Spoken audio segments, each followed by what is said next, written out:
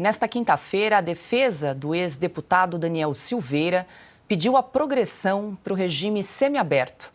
O ex-parlamentar está detido desde fevereiro deste ano, segundo a Justiça, por descumprimento das medidas cautelares. No pedido, o advogado Paulo Faria alega que Silveira já cumpriu 16% da pena em regime fechado e, por isso, então, teria direito à mudança. Faria alega que o cálculo começa pela primeira prisão preventiva lá em fevereiro de 2021 e que Silveira completou no último dia 24 de outubro exatos 504 dias preso. Hoje, o Tribunal de Justiça do Distrito Federal e dos Territórios decidiu arquivar o processo em que o deputado Daniel Silveira respondia por quebra de tornozeleira eletrônica. O caso foi registrado em abril de 2022. Na ocasião, o ex-parlamentar alegou que rompeu a tornozeleira por acreditar que havia uma escuta no equipamento. Uma perícia comprovou que nada havia sido adulterado. A Polícia Civil, no entanto, só pediu indiciamento de Silveira em agosto deste ano.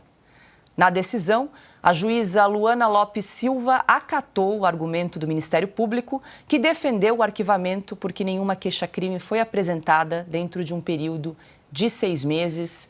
Alexandre, vamos recapitular aqui o caso do ex-deputado Daniel Silveira. Então, o presidente Jair Bolsonaro concedeu o indulto ao ex-deputado, extinguiu as penas eventualmente cometidas, dos crimes, eventualmente cometidos pelo Daniel Silveira. E aí, a gente até na época conversou com diversos juristas e o entendimento é o seguinte: se houve perdão, há extinção da pena, tanto da pena principal quanto acessórias, Uso de tornozeleira, multa, restrição de acesso a redes sociais, enfim, tudo isso, pacotão, Em maio desse ano, o Supremo vem e derruba o indulto que foi concedido, então, por Jair Bolsonaro ao ex-deputado Daniel Silveira. Os ministros, segundo eles, então, entenderam que o indulto concedido foi inconstitucional porque teria havido, na avaliação dos ministros do STF, desvio de finalidade. Bom, esse é o resumo da ópera, Alexandre. Agora quero te ouvir. Pois é. A Constituição, se não me engano, é no artigo 84, algo assim. Deixa eu ver aqui, eu estou com a Constituição na mão. A gente tem que ter sempre a Constituição na mão, embora muita gente não a respeite. Ela é o que nos mantém... exatamente. O presidente compete privativamente ao presidente da República, no artigo 84, conceder indulto. Ele não está dependendo de alguma coisa, Mas, pois bem, vamos à origem de tudo isso. Qual foi o crime?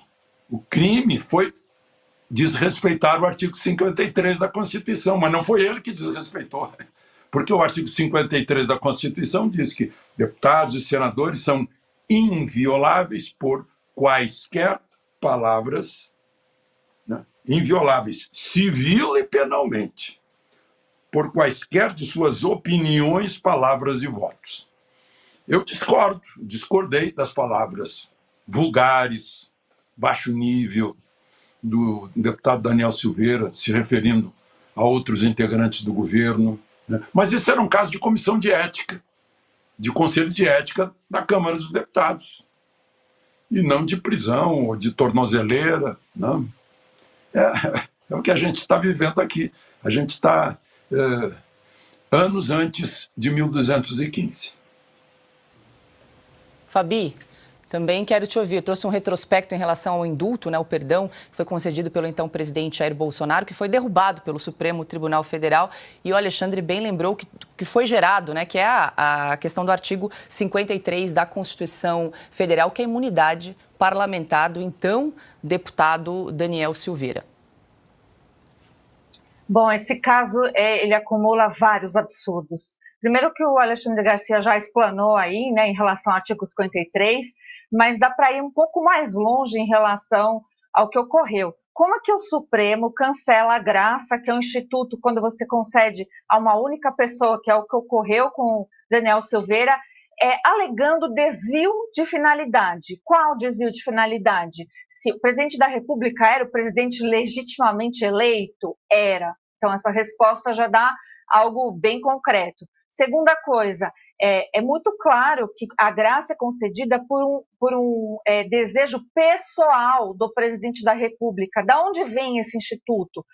A gente pode não concordar com ele, mas ele está na Constituição. Ele é resquício do período monárquico, que realmente o rei ele tinha a possibilidade de sanar uma injustiça para uma pessoa, no caso Graça, ou para um grupo de pessoas, no caso aí o indulto. Então, a gente está vendo que o argumento utilizado para anular o benefício concedido é justamente ao inverso. Então, é grande absurdo. E esse caso do Daniel Silveira, a gente observa ainda excessos cometidos, excessos também contra até o doutor Paulo Faria, que é advogado, mas que teve lá litigância de má-fé.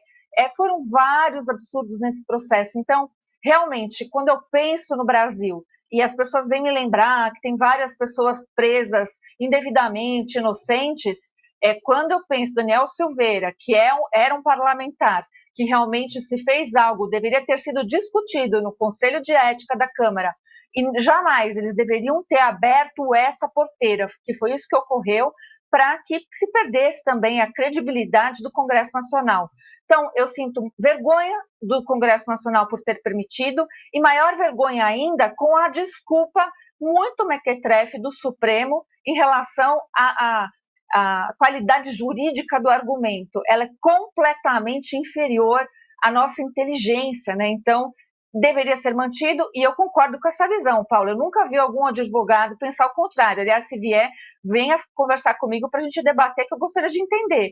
Mas, uma vez concedida a graça presidencial ou indulto, realmente ele acaba indo o processo inteiro, todas as penas acessórias. Então, tudo que a gente vê no caso Daniel Silveira é um grande absurdo. As multas, né, a facilidade que se estrangulou ele financeiramente, e a facilidade que tirou ele de um cenário que ele era legitimamente eleito. Então, uma hora pesa-se mais o voto, né? Nossa, quem votou jamais são intocáveis, e outra hora, né, palavras podem tirar você de um cargo e te colocar na cadeia direto, e por birra, talvez, o advogado deixar as coisas muito difíceis. Então, eu lamento demais, e sei que esse é um caso, talvez, que a gente vai ver depois uma indenização do Estado pagando os maus, né, no plural, que foi feito ao Daniel Silveira.